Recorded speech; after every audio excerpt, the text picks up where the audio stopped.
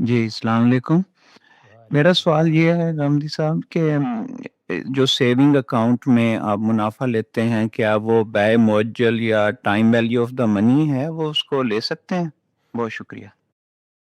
میں بارہا عرض کر چکا ہوں کہ آپ جو کام بھی کرتے ہیں پہلے متعین کیجئے وہ کام کیا ہے۔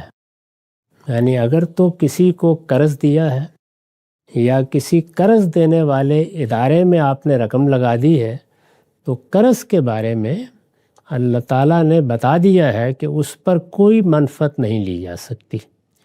اسلامی اخلاقیات میں قرض تبرع ہے، نیکی ہے، چیریٹی ہے۔ اللہ تعالیٰ قرض کو کوئی کاروبار کے طریقے کے طور پر قبول کرنے کے لیے تیار نہیں ہے۔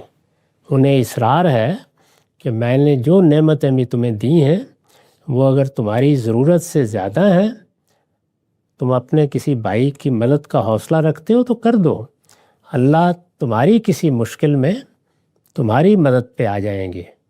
اور اگر نہیں اس طرح کر سکتے اور قرض دیتے ہو تو اس پر منفعت کا تقاضا نہ کرو۔ اسی کو ربا کہا جاتا ہے۔ اس کو قرآن مجید نے ممنوع قرار دیا ہے۔ اس کے بارے میں حرمت کا حکم بیان ہوا ہے۔ تو پہلے یہ دیکھیے کہ آپ جس ادارے میں رقم رکھ رہے ہیں یا آپ کوئی کام کر رہے ہیں تو وہ کیا ہو رہا ہے وہاں پہ۔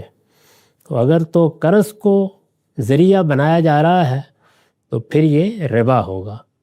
لیکن اگر وہ مثال کے طور پر مزاربت ہے، وہ پروجیکٹ فائنانسنگ ہے، اس میں بیع و شراء کی جا رہی ہے، تو پھر وہ کاروبار ہے۔ کاروبار میں آپ کو منفعت لینے کا حق حاصل ہے۔ آپ نے جن اداروں کے بارے میں پوچھا ہے وہ بھی اب بڑے متنوع ہو گئے ہیں۔